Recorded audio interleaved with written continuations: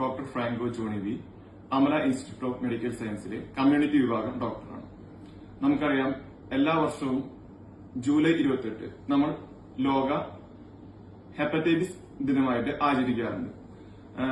അപ്പൊ നമുക്ക് ആദ്യമായിട്ട് നോക്കേണ്ടത് എന്താണ് ഹെപ്പറ്റൈറ്റിസ് എന്നാണ്. നമ്മുടെ കരളിന് വരുന്ന വീക്കം, അതല്ലെങ്കിൽ നീർക്കെട്ട്, അതിനെ പറയുന്നതാണ് ഹെപ്പറ്റൈറ്റിസ് എന്നത്. ഹെപ്പറ്റൈറ്റിസ് എന്ന് പറയുമ്പോൾ പലതരത്തിൽ വരാം. ആദ്യമായിട്ട് വരുന്നത് എങ്ങനെയാണെന്ന് വെച്ച് കഴിഞ്ഞാൽ നമ്മുടെ പലതരം വൈറസ് ഇൻഫെക്ഷൻ കാരണം ഹെപ്പറ്റൈറ്റിസ് വരാം. പിന്നെ പ്രധാനമായി വരുന്നത് നമ്മുടെ അമിതമായ മദ്യപാനം കാരണം വരാം. പിന്നെ വരുന്നത് ചിലതരം മരുന്നുകളുടെ അമിതമായ ഉപയോഗം കാരണമായിരിക്കാം.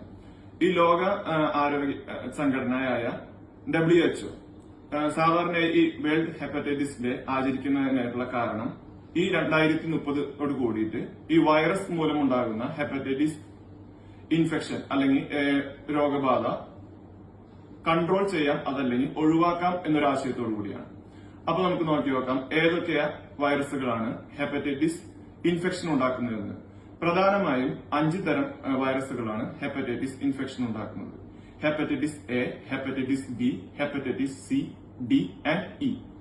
ഇതിൽ ഹെപ്പറ്റൈറ്റിസ് എയും ഇയും നമുക്ക് സാധാരണയായിട്ട് പകരുന്നത് മലിനമായ ജലത്തിന്റെ ഉപയോഗത്തിലൂടെ അല്ലെങ്കിൽ മലിനമായ ഭക്ഷണ പദാർത്ഥങ്ങൾ ഉപയോഗിക്കുന്നതിലൂടെയാണ്. അപ്പൊ നമുക്കറിയാം, ഈ ഹെപ്പറ്റൈറ്റിസ് എ ആൻഡ് ഇ ഇവ അധികം രൂക്ഷമല്ലാത്ത ഒരു തരം വൈറസ് ബാധയാണ്. അപ്പൊ ഇത് നമുക്ക് സാധാരണയായിട്ട് മഴക്കാലം അല്ലെങ്കിൽ ഇങ്ങനെ സന്ദർഭങ്ങളിലേക്ക് വളരെയധികം ഇൻഫെക്ഷൻ നമ്മളെല്ലാവരും കണ്ടിട്ടുണ്ടാവും. മഴക്കാലം വരുമ്പോ അവിടെ മഞ്ഞപ്പിത്തം വന്നു, ഇവിടെ മഞ്ഞപ്പിത്തം വന്നു, അങ്ങനെയൊക്കെ പലപ്പോഴും ന്യൂസ് പേപ്പറുകളിലും ടിവികളിലും ന്യൂസ് ചാനലുകളിലൊക്കെ കണ്ടിട്ടുണ്ടാവും. അതിന് കാരണം കൂടുതലും ഇതാണ്.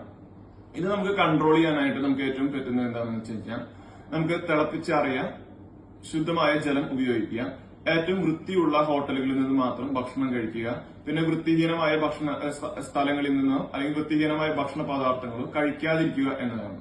അപ്പൊ അതുവഴി നമുക്കിത് തടയാനായിട്ട് പറ്റും.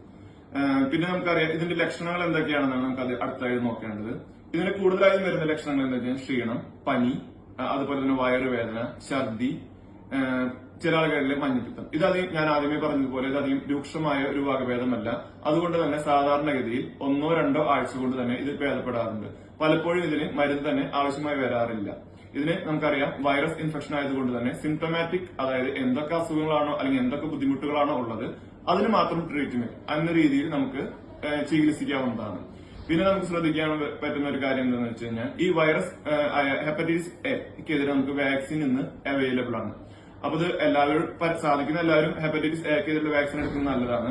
അത് പറ്റാത്ത പക്ഷം നമുക്കറിയാം നമ്മളിൽ പലരും ജോലി ആവശ്യത്തിനായിട്ടോ അല്ലെങ്കിൽ പല തരത്തിലും കൊണ്ടും പലതരം യാത്രകൾ ചെയ്യുന്നതാണ് ആൾക്കാരായിരിക്കും. അപ്പൊ അതുകൊണ്ട് തന്നെ നമുക്ക് പല സ്ഥലങ്ങളിൽ നിന്നും ഭക്ഷണം കഴിക്കേണ്ടി വരും, പല സ്ഥലങ്ങളിൽ നിന്നും വെള്ളം കുടിക്കേണ്ടി വരും. അങ്ങനത്തെ ആൾക്കാർ പരമാവധി നിർബന്ധമായും ഹെപ്പറ്റൈറ്റിസ് എയുടെ വാക്സിൻ എടുക്കാൻ ശ്രദ്ധിക്കുക.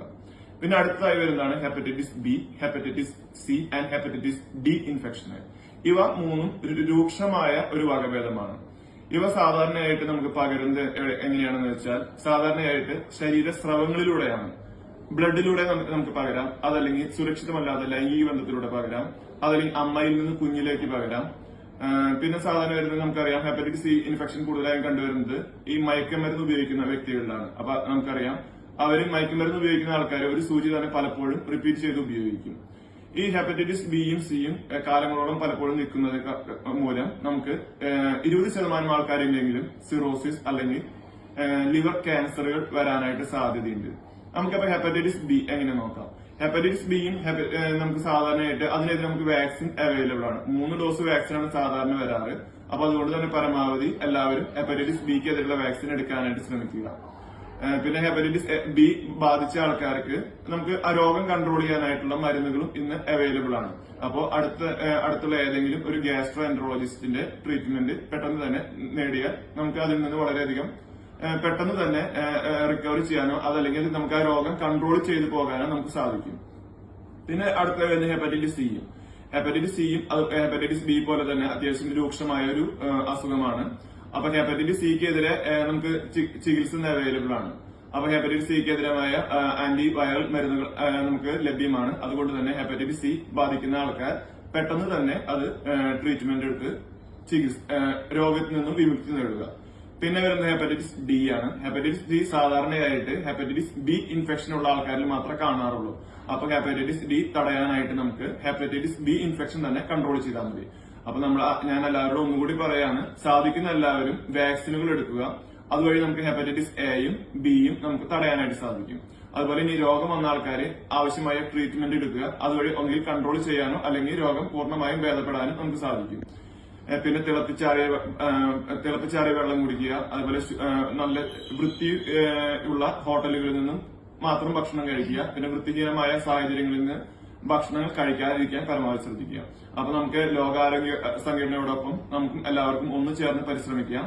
ഈ 2030 ഒരു ഹെപ്പറ്റൈറ്റിസ് ഇൻഫെക്ഷൻ വിമുക്തമായ ഒരു ലോകത്തെ നമുക്ക് എല്ലാവർക്കും ഒരുമിച്ച് സ്വപ്നം കാണാം.